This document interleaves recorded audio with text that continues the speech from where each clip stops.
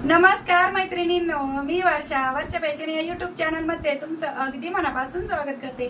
तर मैत्रिणींनो, मागे मी एकदा बघा रिटर्न गिफ्ट साठी एक बॅग दाखवली होती। तर त्यावेळेस मला एका ताईंची कमेंट आली होती, झिप न लावता कशी शिवायची ते दाखवा ना। तर त्यासाठीच मी विदाउट झिपची बॅग घेऊन आलेली बॅग डिझाईन। तर त्यासाठी बघा मी अशा पद्धतीचा आहे ना हा एक ब्लाउज पीसचा कपडा घेतलेला आहे आणि एवढा एकच आपल्याला आयताकृती पीस आपल्याला आजच्या आयडियासाठी लागणार आहे। आणि याच्या व्यतिरिक्त आपल्याला दुसरा कोणताही कपडा लागणार नाही, फक्त एकच आयताकृती कापड लागणार आहे। तर चला आता जास्त वेळ न घालवता लगेचच आपण आपल्या आजच्या व्हिडिओला सुरुवात करू। व्हिडिओ युजफुल वाटला, आवडला तर प्लीज प्लीज प्लीज व्हिडिओला लाईक करा, हाईप करा आणि असेच नवीन नवीन युजफुल आणि युनिक व्हिडिओ बघण्यासाठी आपल्या वर्षा फॅशन चॅनलला नक्की सबस्क्राईब करा। तर चला सुरू करूया आजच्या व्हिडिओला। तर आजच्या आयडियासाठी बघा मी इथे अस्तरसाठी एक कपडा टाकून घेतलेला आहे, मध्यभागी राईस बॅग ठेवून घेतलेली आहे। आता याची लांबी मी घेतलेली आहे इथे 26 इंच, ठीक आहे, आणि रुंदी घेतलेली आहे 19 इंच। तर 19 बाय 26 इंचाची हाईट आहे तो ती पीस आहे आणि यावरतीच आपण अजून मेन फॅब्रिक आहे तो ठेवून घेणार आहोत आणि यावरतीच आपल्याला तिरपे टिपा मारून क्विल्टिंग करून घ्यायची। तर त्या अगोदर मी इथे ना ठिकठिकाणी अगोदर टाचणी लावून घेते। तर कडेला चारही बाजूने आपल्याला टाचणी लावून घ्यायची, म्हणजे आपल्याला क्विल्टिंग करताना सोपं जातं आणि अडचण येत नाही। आणि क्विल्टिंग करताना मी इथे 5 नंबरची शिलाई आहे ती सेट करून घेतलेली आहे। जर तुमच्या मशीनवरती टीप व्यवस्थित येत नसेल तर तुम्ही 4 नंबरची पण सेट करून घेऊ शकता। म्हणजे बघायचं अगोदर चेक करून की खालच्या साईडने टीप व्यवस्थित येते का, नसेल येत तर थोडीशी कमी करायची। म्हणजे आपण 5 नंबरची कशी मोठी असते तर 4 नंबरची करायची, म्हणजे थोडीशी कमी आणि चांगली टीप येऊन जाईल। मी पण चेक करत असते अगोदर व्यवस्थित येते की नाही आणि मग ते सेट करत असते, ठीक आहे।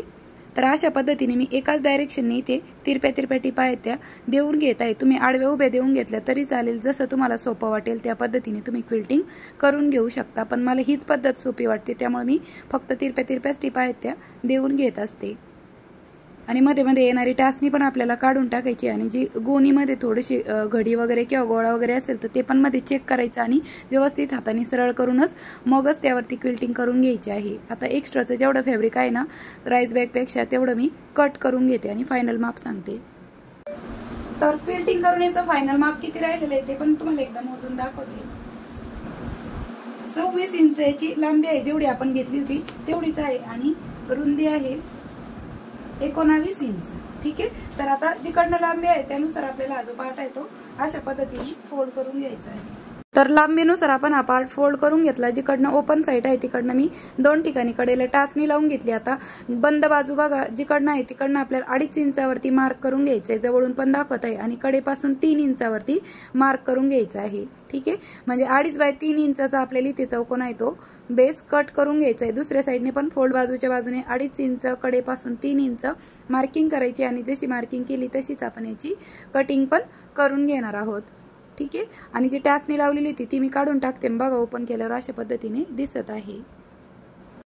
त्यानंतर मैत्रिणींनो, बेल्ट साठी मी इथे बघा एक आहे ना गोणी कट करून घेतलेली, तिची लांबी घेतलेली आहे 20 इंच आणि गोणीची रुंदी आहे 1 इंच आणि कापडाची रुंदी आहे 4 ते 4.5 इंच आणि हा आपल्याला अशा पद्धतीने स्टिच करून घ्यायचा आहे। तर चला हे दोनही बेल्ट आहेत ते मी स्टिच करून घेते आणि मग दाखवते।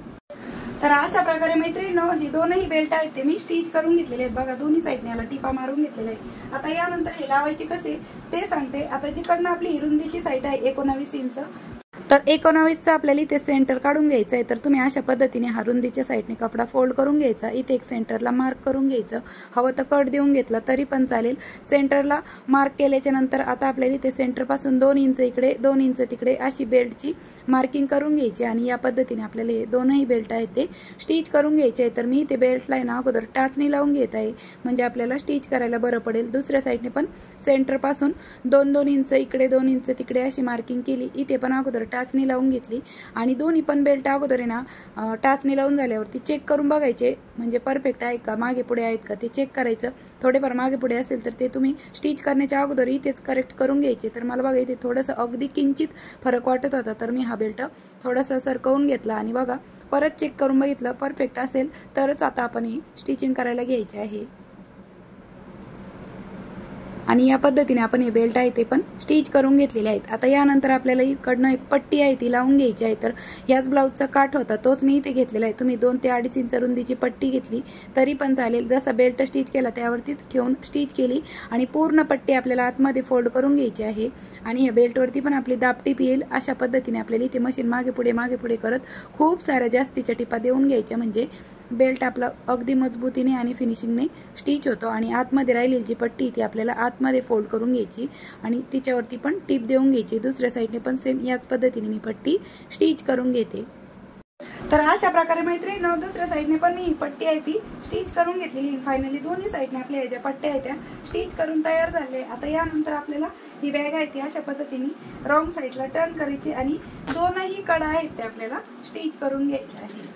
तर अगदी साध्या आणि सोप्या पद्धतीने मैत्रिणींनो मी तुम्हाला झिप न लावता आणि एकाच आयताकृती कापडापासून कशा पद्धतीने हँडबॅग बनवायची ते दाखवलेली आहे। म्हणजे नक्कीच तुम्हाला आवडली असेल आजची आयडिया अशी आशा करते। तर एक कमेंट करा छोटीशी आणि एक लाईक पण नक्की करत चला। आणि त्याचबरोबर हाईप पण आता नवीन ऑप्शन आलेलं आहे तर हाईप पण करत चला व्हिडिओला। ठीक आहे, दोन्ही कडा स्टिच झाल्याच्या नंतर आता आपल्याला बॉटमचा बेस आहे तो स्टिच करून घ्यायचा आहे। आणि यावरती पण मी स्टार्टिंगला आणि एंडिंगला लॉकची टिप देऊन घेतली आणि परत डबल टिप पण देऊन घेतली। म्हणजे जितक्या आपण जास्तीच्या टिपा देऊ तितकी आपली बॅग आहे ती टिकाऊ आणि मजबूत तयार होते। तर अशा पद्धतीने दोन्ही साईडने आपण हा जो बॉटमचा बेस आहे तो स्टिच करून घेतलेला आहे। आणि यानंतर आता आपल्याला ही बॅग आहे ती राईट साईडला टर्न करून घ्यायची आहे।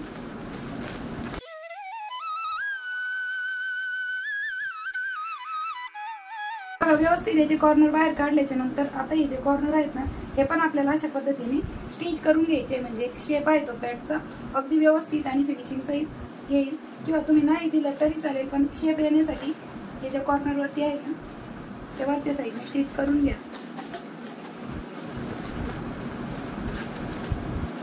ठीक आहे, या साईडने पण तर अगदी पाव इंचाची टिप आपल्याला देऊन घ्यायची आहे। तुम्हाला जर नसेल द्यायची तर तुम्ही ॲज इट इज अशी पण वापरू शकता। तर बघा मी इथे ना अगदी म्हणजे आपण जे अर्धा इंचाची मार्जिन सोडून टिप देतो ना तेवढी न देता अगदी पाव इंचाचीच टिप आपल्याला इथे देऊन घ्यायची आहे। ठीक आहे, या पद्धतीने। ठीक आहे, तर अशा पद्धतीने आपण इकडच्या साईडने स्टिच केलं, सेम त्याच पद्धतीने आपण इकडच्या साईडने पण हा पार्ट आहे तो स्टिच करून घेऊया। तर अशा प्रकारे मैत्रिणींनो दुसऱ्या साईडने पण मी हा जो साईडचा पार्ट होता तो स्टिच करून घेतलेला आहे। फायनली खूप सुंदर अशी आपली हँडबॅग आहे ती बनून तयार झाली। तुम्ही याचा टिफिन बॅग म्हणून वापर करू शकता, शॉपिंग बॅग म्हणून पण वापर करू शकता। आणि अशा पद्धतीने आहे आणि आतमधला स्पेस पण बघा खूप मोठा असा स्पेस आहे। याच्यामध्ये तुम्ही टिफिन, पाण्याची बॉटल दोन्ही ठेवू शकता।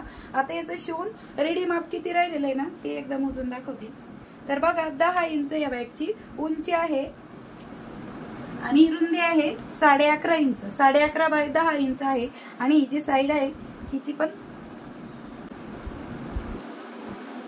तर बघा 6 इंचचा आपला साईडचा पार्ट आहे, 6 इंच एवढा मोठा थिकनेस आहे। आणि बॉटमचा बेस पण 6 इंचचा आहे, 6 बाय 6 इंचचा दोन्ही पण बॉटमचा बेस आणि साईड पण 6 इंचची आहे। आणि अशा पद्धतीने आपली खूप सुंदर अशी हँडबॅग आहे, पर्स आहे ती बनून रेडी झालेली आहे। आणि आतल्या साईडने पण अगदी प्रॉपर आणि फिनिशिंग सहित तयार झालेली आहे। तर तुम्हाला कशी वाटली मैत्रिणींनो आपली आजची ही आयडिया ते पण मला कमेंट करून नक्की सांगा। व्हिडिओ युजफुल वाटला असेल, आवडला असेल तर प्लीज प्लीज प्लीज व्हिडिओला जाता जाता लाईक करा, शेअर करा आणि असेच नवीन नवीन युजफुल आणि युनिक व्हिडिओ बघण्यासाठी आपल्या वर्षा फॅशन चॅनलला नक्की सबस्क्राईब करा। तर भेटूया पुन्हा नेक्स्ट व्हिडिओमध्ये, तोपर्यंत bye bye, thanks for watching. Shri Swami Samarth, जय जिजाऊ, जय शिवराय। आणि तुम्हाला माझ्याकडून खरेदी करायची असेल तर तुम्ही मला इंस्टाग्रामवरती मेसेज करा।